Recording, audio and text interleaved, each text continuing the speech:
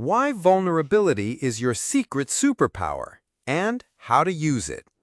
Let's be honest, vulnerability gets a bad rap. We treat it like a weakness, like something to hide in a locked closet, along with our embarrassing dance moves, our inbox full of unread emails, and that time we called our teacher Mom. But here's the twist. Vulnerability isn't weakness, it's the ultimate flex. In this audiobook, we're going to dive deep, like soul-searching, eye-opening, mind-blowing deep, into why vulnerability is your greatest asset. And if you've been pretending to have it all together while secretly feeling like a hot mess in a business casual outfit, you are in the right place. The myth of the strong, stoic human. Somewhere along the way, we were taught that strength looks like silence, that toughing it out means bottling things up until we're emotional soda cans, ready to explode the moment someone forgets to say thank you. But real strength? It's found in being real, being human, saying, yeah, I'm struggling today, without needing to apologize for it. Vulnerability is your greatest asset because it creates connection, and connection is the currency of life. Let's face it, no one bonds over pretending to be perfect. We bond over, hey, me too.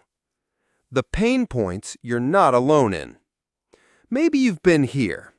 You're in a meeting, trying to look competent, but your brain is screaming, I have no idea what I'm doing. Or you've been ghosted by a friend, and instead of asking why, you pretend you're unbothered while binge-watching cat videos to cope. Or you're posting the 10th filtered selfie to hide how exhausted you feel. Yep, been there. Vulnerability says, I'm tired of pretending. I want something real. And guess what? That's how healing begins. What happens when you embrace it? When you stop hiding behind the mask of perfection, two magical things happen. You feel lighter. Seriously, carrying the perfect persona is like hauling around emotional furniture you don't even like.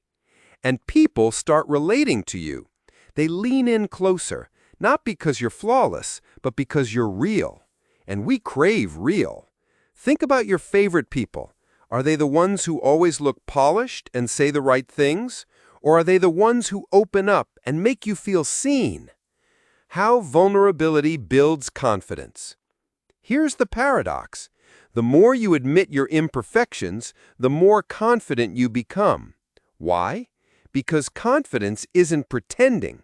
It's being rooted enough to say, here I am, warts, doubts, weird laugh, and all. When vulnerability becomes your greatest asset, rejection loses its sting.